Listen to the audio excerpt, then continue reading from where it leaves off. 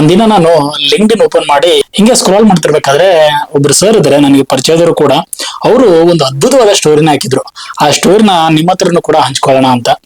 ಆ ಸ್ಟೋರಿ ಏನಪ್ಪಾ ಅಂತಂದ್ರೆ, ಒಬ್ಬ ತಂದೆ ಇರ್ತಾನೆ, ಅವನ ಮಗ ಮನೆ ಮುಂದೆ ಒಂದು ದೊಡ್ಡ ಕಲ್ಲು ಇರುತ್ತೆ. ಆ ಕಲ್ಲನ್ನ ಎತ್ತಿ ಸೈಡ್ಗೆ ಹಾಕ್ಬೇಕಂತಂದು ತುಂಬಾ ಪ್ರಯತ್ನ ಮಾಡ್ತಾ ಇರ್ತಾನೆ, ತುಂಬಾ ತಳ್ತಾನೆ. ಲೈಕ್ ಎತ್ತೋಕ್ ಟ್ರೈ ಮಾಡ್ತಾನೆ ಫಸ್ಟ್, ಆಮೇಲೆ ಒಂದಿಷ್ಟು ಆರಿ ಅಥವಾ ಈ ತರದ್ದು ಒಂದಿಷ್ಟು ಸಪೋರ್ಟಿಂಗ್ ಏನಾದ್ರು ತಗೊಂಡ್ಬಿಟ್ಟು ತಳ್ಳಕ್ ನೋಡ್ತಾನೆ. ಎಷ್ಟೇ ಪ್ರಯತ್ನ ಮಾಡಿದ್ರು ಅವನಿಗೆ ತಳ್ಳಕ್ ಆಗಲ್ಲ. ಆಗ ಅದನ್ನೇ ನೋಡ್ತಾ ಇದ್ದ ಅವರಪ್ಪ ಬಂದು ಕೇಳ್ತಾನೆ, ಮಗನೇ ಈ ಕಲ್ಲನ್ನ ನಿನಗೆ ಇಲ್ಲಿಂದ ಆ ಕಡೆ ಎತ್ತಾಕಕ್ ಆಗಲ್ವಾ ಅಂತ ಕೇಳ್ತಾನೆ.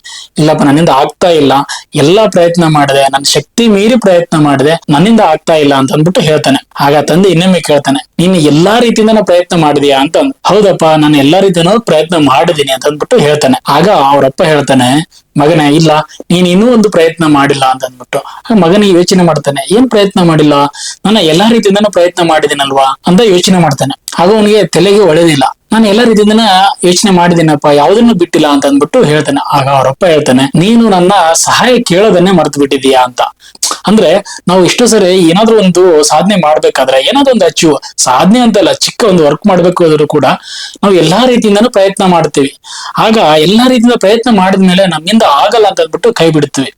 ಅಂದ್ರೆ ಈ ಕತೆ ಉದ್ದೇಶ ಇಷ್ಟೇ, ಯಾವುದೋ ಒಂದು ಟಾಸ್ಕ್ ನ ಅಥವಾ ಯಾವುದೋ ಒಂದು ವರ್ಕ್ ನ ಮುಗಿಸ್ಬೇಕಾದ್ರೆ ನಾವು ನಮ್ಮೆಲ್ಲಾ ಶಕ್ತಿನ ಯೂಸ್ ಮಾಡಿ ಕೂಡ ಮಾಡಕ್ ಆಗ್ಲಿಲ್ಲ ಅಂತಂದ್ರೆ ಸಹಾಯ ಕೇಳೋದು ತಪ್ಪಲ್ಲ.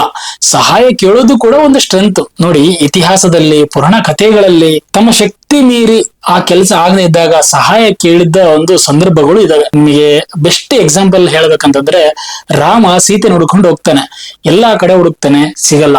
ಆಗ ರಾಮ ಬಂದ್ಬಿಟ್ಟು ಹನುಮಂತನ ಸಹಾಯ ಕೇಳ್ತಾನೆ. ಆಗ ಹನುಮಂತ ಸೀತೆನ ಹುಡುಕೋದಕ್ಕೆ ಸಹಾಯ ಮಾಡ್ತಾನೆ. ಈ ಕತೆ ನಿಮ್ಮೆಲ್ರಿಗೂ ಗೊತ್ತು. ನಮ್ಮ ಜೀವನದಲ್ಲೂ ಅಷ್ಟೇ, ಯಾವುದೋ ಒಂದು ಕೆಲಸ ಮಾಡುವಾಗ ಆ ಕೆಲಸ ನಮ್ಮ ಶಕ್ತಿ ಮೀರಿ ಪ್ರಯತ್ನ ಮಾಡೋಣ.